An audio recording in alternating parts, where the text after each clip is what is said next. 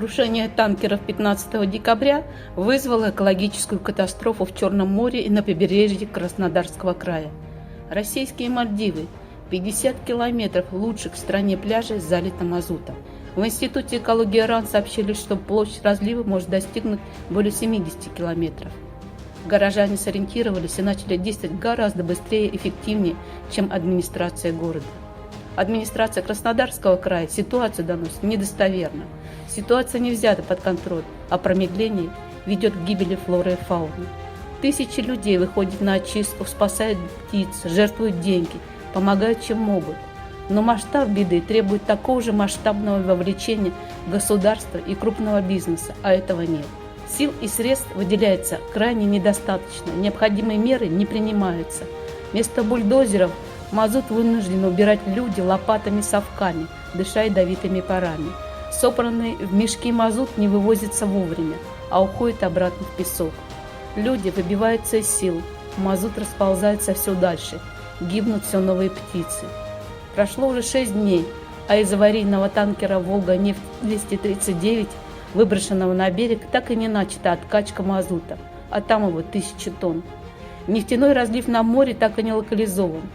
Прошедший 22 декабря шторм залил снова берег мазутом. На столь обширной территории бедствия никакие условные даже 50 тысяч человек с лопатами не способны спасти ситуацию.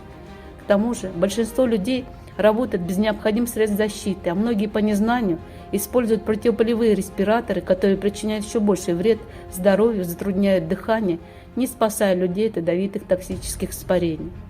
Необходимо ввести режим ЧС регионального уровня и принять срочные меры.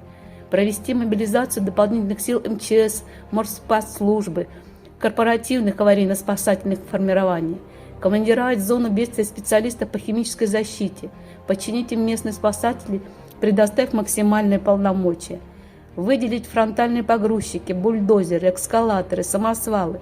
Заменить им ручной труд везде, где только возможно. Обеспечить безопасную утилизацию собранного мазута. Подключить научно-исследовательские институты вместе с научно-производственными объединениями химической промышленности для нейтрализации и абсорбции ядовитых веществ. Привлечь ветеринарные службы, проработать меры для спасения фауны региона. Нужно централизованное решение вопросов размещения волонтеров, обеспечение их инвентарем, мешками, оборудованием для спасения птиц, питанием, льготными билетами. Необходимо кратно увеличить флот судов-нефтесборщиков, локализацию мазута в месте утечки, защиты побережья Бонами и срочное начало откачки мазута с танкера «Волга-нефть-239».